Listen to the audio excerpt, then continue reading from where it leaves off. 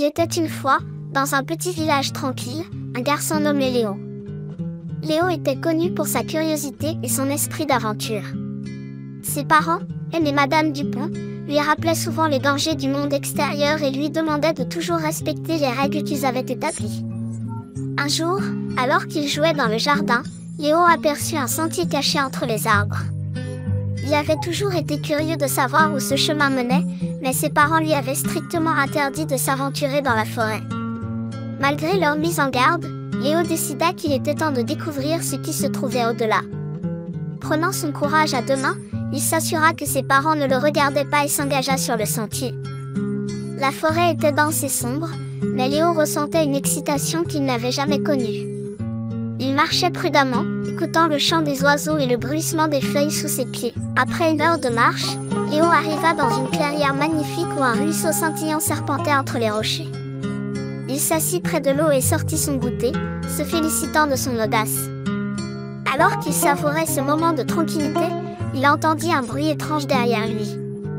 En se retournant, il vit un renard roux qui le regardait avec curiosité.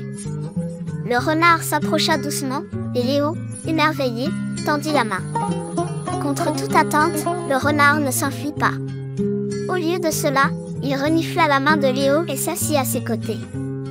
Léo sentit une connexion instantanée avec l'animal et passa le reste de l'après-midi à jouer avec lui. Lorsque le soleil commença à descendre, Léo réalisa qu'il était temps de rentrer. Il fit ses adieux au renard et retourna sur le sentier.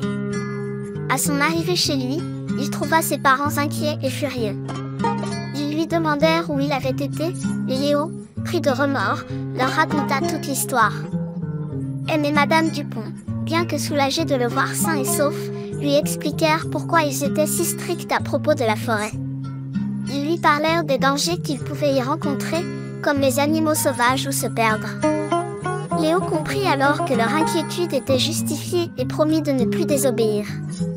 Cependant, il raconta aussi à ses parents la beauté de la clairière et la rencontre avec le renard. Intrigués, ses parents décidèrent de l'accompagner un jour pour voir cet endroit par eux-mêmes. Quelques semaines plus tard, la famille Dupont se rendit ensemble à la clairière. Ils furent émerveillés par sa beauté et comprirent pourquoi Léo avait été si attiré par ce lieu. À partir de ce jour, ils se rendirent souvent en famille dans la clairière, toujours en suivant les précautions nécessaires. Léo apprit une leçon précieuse sur l'obéissance et l'importance de respecter les règles pour sa sécurité, tout en découvrant qu'il est possible de vivre des aventures extraordinaires en toute sécurité.